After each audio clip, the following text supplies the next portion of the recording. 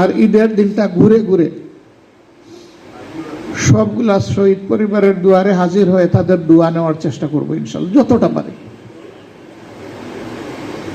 ঠিক আমি আমার সহকর্মীদেরকে একই অনুরোধ করব, এই কাজটা যেন তারাও করে। এতে যদি শহীদ পরিবারের ওই শূন্যস্থানটা সামান্য আমাদের উপস্থিতির কারণে পূরণ হয়, মহান রবের দরবারে লক্ষ কোটি শুকরিয়া আদায় করবো, আলহামদুলিল্লাহ বলে।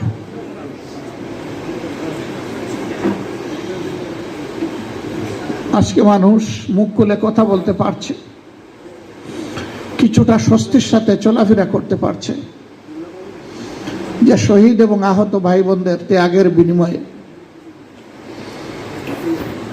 আমি দেশবাসীকে অনুরোধ করব, তাদের জীবন এবং রক্তের সাথে আমরা যেন এমন কোনো কাজ না করি যেটা তাদের রক্ত এবং জীবন অপমানিত হবে। আমরা যেন সর্বোচ্চ সম্মানের জায়গায় তাদেরকে ধারণ করে রাখতে পারি। আল্লাহ যেন এই তৌফিক দান করেন।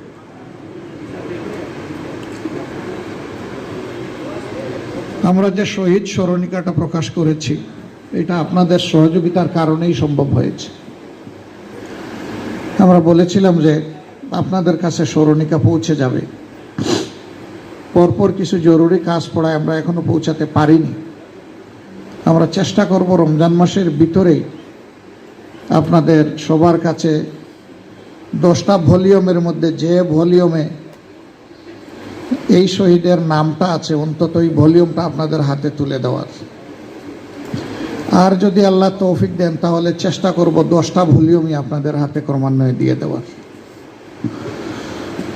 তাতে হয়তো এটাও আপনাদের জন্য স্মৃতির মণিকুঠায় একটা মিনার হয়ে থাকতে পারে। আপনারা আমাদের জন্য দোয়া করবেন। আজকে আমি আসলেই নিজেকে হারিয়ে, বক্তৃতার ভাষাও হারিয়ে ফেলেছি।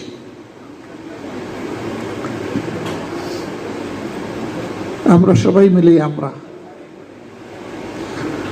যেহেতু আমরা ঘোষণা দিয়েছি যে আমরা একটা পরিবারভুক্ত, আল্লাহ যেন এই কথার উপরে আমাদেরকে মজবুত রাখেন এবং আন্তরিকভাবে এই কথাটা বাস্তবায়নের তৌফিক যেন আল্লাহ আজীবন আমাদেরকে দান করেন। সবাইকে শুকরিয়া। আল্লাহ তাআলা আজকের এই ইফতার আমাদের গুনাহ মাফের কারণ হিসাবে, আমাদের উপর রহমত বর্ষণ হিসাবে মঞ্জুর করুন, কবুল করুন, এর মাঝে বারাকা দান করুন।